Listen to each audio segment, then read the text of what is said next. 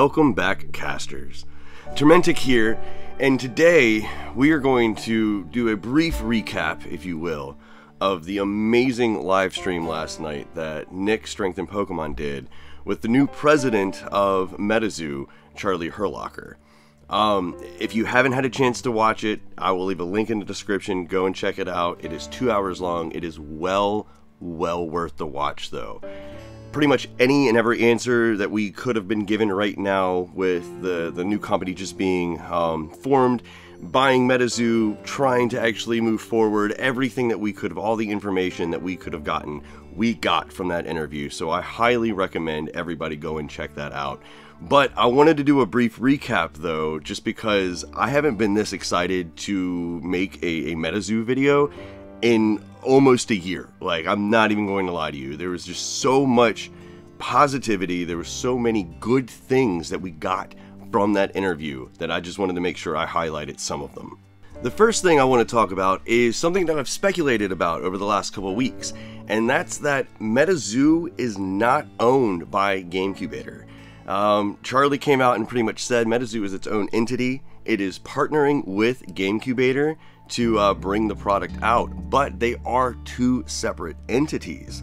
Now, Charlie does work for GameCubator while he is president of MetaZoo, but that doesn't mean that GameCubator owns MetaZoo. From the interview, you can gather that there's, like, I believe, a 10-year licensing agreement between GameCubator and MetaZoo. This is in order to actually help fast-track MetaZoo to be able to reach more of the masses. I believe they're going to probably be handling some of the back-end stuff, maybe distribution, things of that nature. Not entirely sure of the fine details of that. But GameCubator also has a ton of experience in TCGs, though. I mean, from Magic the Gathering to Pokemon, I mean, even Charlie has a huge background in Pokemon. So there's a lot of experience being brought to the table. There's a lot of people who know what they're doing, which is key for the success of MetaZoo moving forward. And, like, I love the fact that MetaZoo is still its own thing.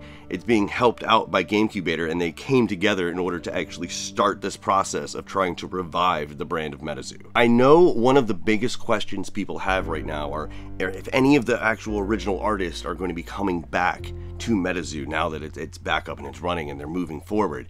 And Charlie didn't really it looked like he was about to start maybe saying something, then he stopped. And he said something along the lines of there are avenues and ways of actually revealing this, and he wants to wait for that. But to me, it did sound like they had talked to some of them, that some of the old artists are coming back. If you watch that clip, you can see where he kind of alludes to the fact that some of them are coming back, or at least they talked to some of them.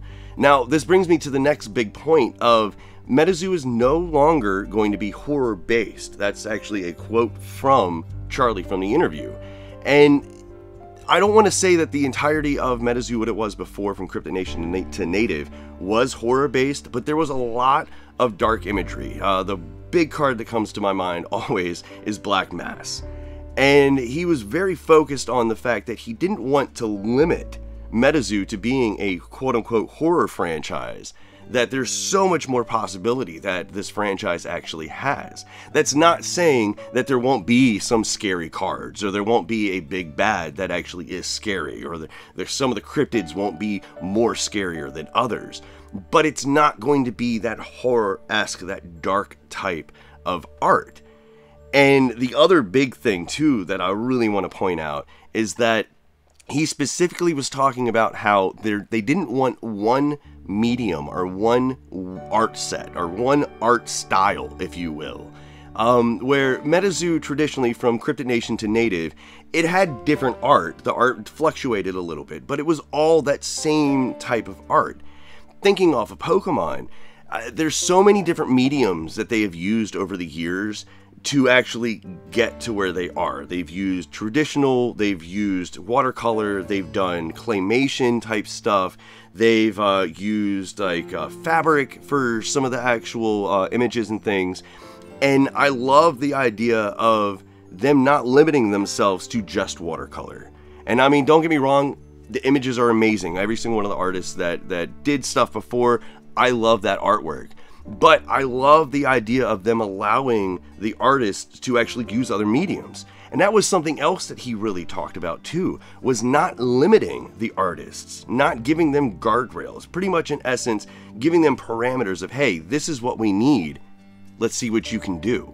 And then the artist can come back, they can be like, okay, well, we need this, this, and this change or whatever like that, but allowing more artistic freedom from the artists, which is something that with the old MetaZoo, it was kind of restrictive. They were very boxed in on exactly what they were allowed to do, what they were supposed to do, how they were supposed to do it. And this really gave me the feeling that the new MetaZoo, Charlie and the rest of the admin, they're going to actually allow them to have artistic freedom to be able to figure out exactly what works and what doesn't work. Something Charlie talked about as well too was really listening to the community, where they might try something one time, and if it works, awesome, they'll continue doing it. But if it doesn't work, they'll listen to the company and they won't force something actually on us, which is super appreciative. Like, if we don't like a hollow foil pattern for whatever reason, to me, what sounded like they'd be like, okay, cool, we're not going to use that again. Or if there's a specific style of art that we really like, that somebody just does something random and it blows everyone away, they'll do more of that. So I really got the feeling from listening to Charlie last night that he really wants to listen to the community, but at the same time, keep it very business focused and try a bunch of different avenues to see what exactly works and what doesn't work. Another really big piece of information was that all of the cards moving forward are going to be printed by Millennium Print Group. They are a printing company based here in the USA, meaning that all of the cards will be actually printed here in the United States now. With things being printed in the United States, what this means is that they'll have more control over exactly what is printed, how it's printed, what it looks like, the quality control, everything like that. There won't be any more it taking 2 months or so for it to come from China over here to the actual States. But also the big thing too is that these are printers that I'm pretty sure Pokemon uses, if not Magic the Gathering as well too. So this is a proven company that actually can make a quality product that, I mean, we'll enjoy. The other big thing too, when they were talking about this, was that no longer will pre-order money be used to actually pay for the sets to be printed. Towards the end of MetaZoo's run, that's kind of speculative of how they were funding these print runs, is that's why they were doing these pre-orders 6 to 8 months before we'd actually see the product, because that way then they'd have the funds to be able to pay for this stuff to be printed. And GQL and MetaZoo actually have money now. They don't need that pre-order money in order to pay for the stuff to be printed. Everything will be printed and then it will be put basically for sale. The other big thing too is that I remember Nick asking about the MetaZoo Marketplace, and Charlie was saying that there won't probably be at all any direct-to-consumer purchase power, meaning that you'll have to get it through an LGS, meaning you'll have to actually get it through a website. You won't be able to directly buy it from MetaZoo, which that's pretty much traditionally how most TCGs operate to begin with. MetaZoo was kind of the outlier that directly sold it to the consumer, that directly sold it to the LGSs. I also hope that because of them following this direct to the distributor to then to the LGSs, to the companies, things like that, I hope this also gives a little bit of confidence to some of the companies that might be a little hesitant to pick up MetaZoo product again. Because I know a lot of people are still upset from what exactly happened, especially over this last year and a half. But with them using the proper protocols, them actually doing things the proper way, I hope that this actually shows and it gives confidence back to those LGSs, those websites, those companies, in order to try to actually carry MetaZoo product again. And like Charlie was saying last night, don't just give them the one shot with this one set. Give them a year. Let's see exactly what they're trying to offer, because we didn't get a lot of information, to be honest with you, about what's going to be continued from the original MetaZoo regarding gameplay, lore, anything like that.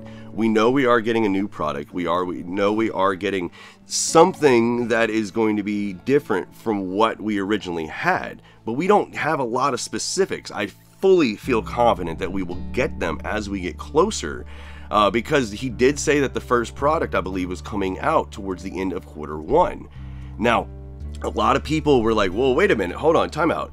If you only bought this in November, how are you going to get a full-fledged story, lore, cards, mechanics, everything all pushed out the door within a couple months? And it was kind of cool because Charlie was like, well, we believed in this product so much. We believe in this product so much, I should actually say, that before the bankruptcy buyout was even finalized, they were working on this. They were working on what to do to actually bring this back. What were some of the good things? What were some of the bad things? What were some of the things that needed to be rectified? What were some of the things that actually needed to be amplified? They had been working. It's not just, they didn't just start this when they actually won the bankruptcy in November, it seems. It seems like they have been working on this for months.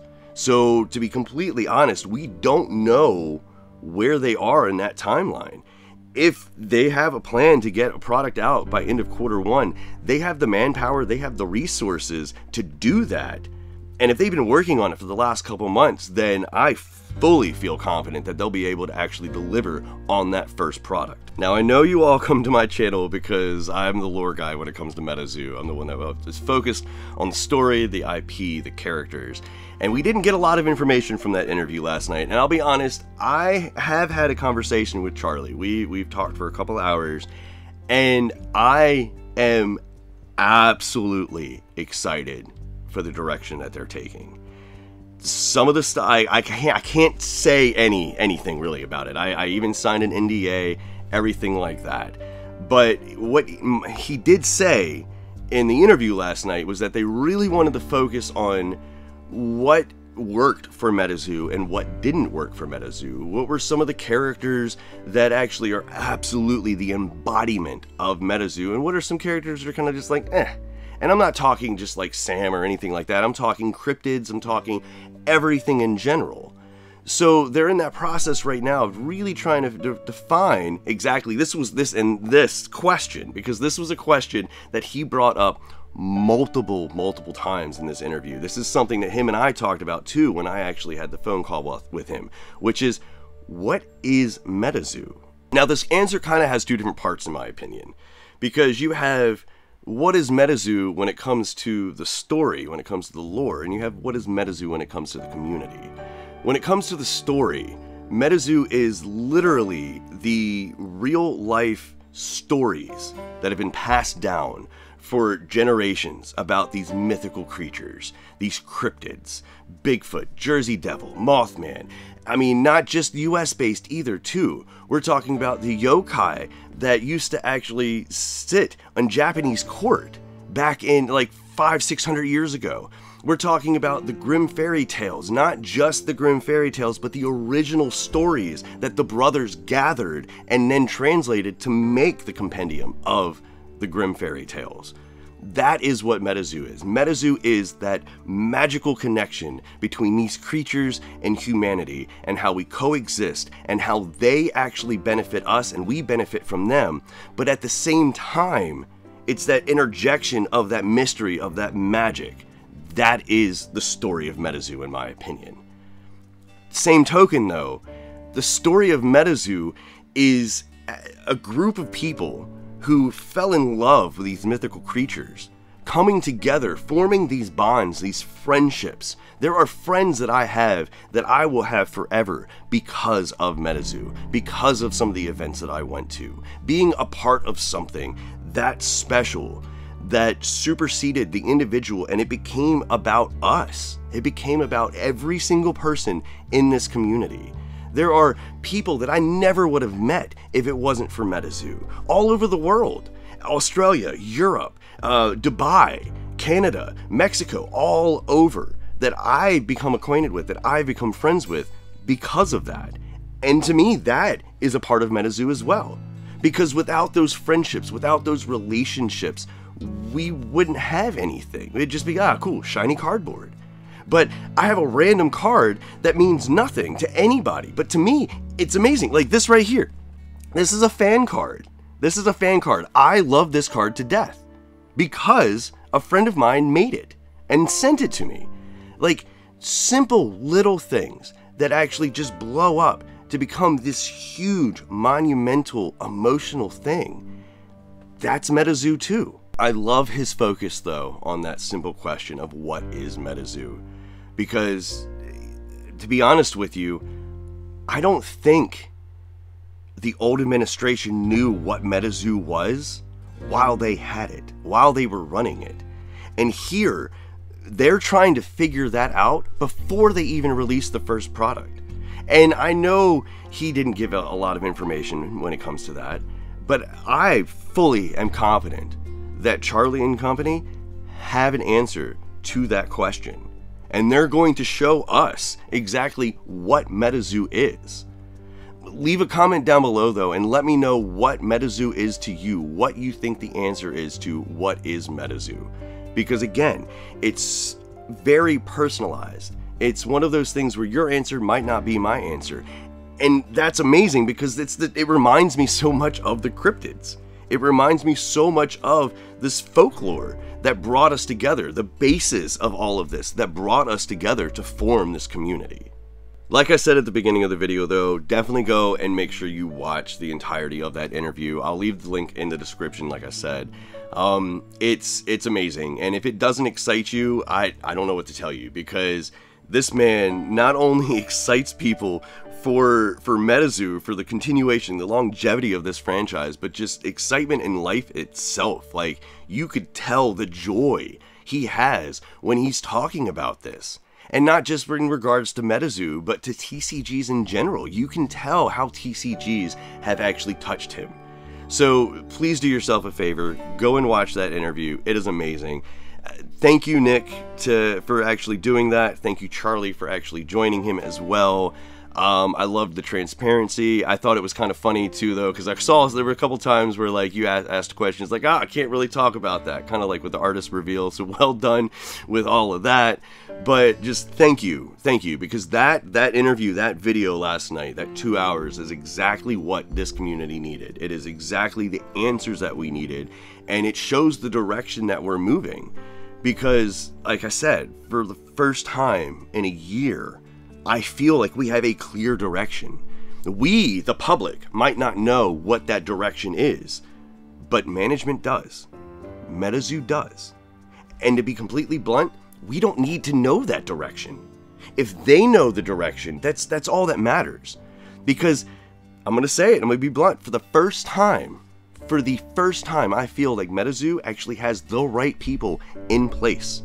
They have the right tools at their disposal, and they have the right team to actually give this what it should be, to actually allow this to become the behemoth that I have always thought that this thing could actually be. So I'm 100% on board. I cannot wait for more information. I cannot wait for permission to tell you about some of the stuff that I've actually talked with Charlie, because I am so excited for the future. I am so excited for y'all to actually see some of the stuff that they're cooking up there, because it is going to blow your mind. But my name is Trementic. Thanks for checking out the video. Like I said, make sure to go and watch the interview on Nick Strength and Pokemon's channel. And until next time, casters, I hope you have a wonderful night.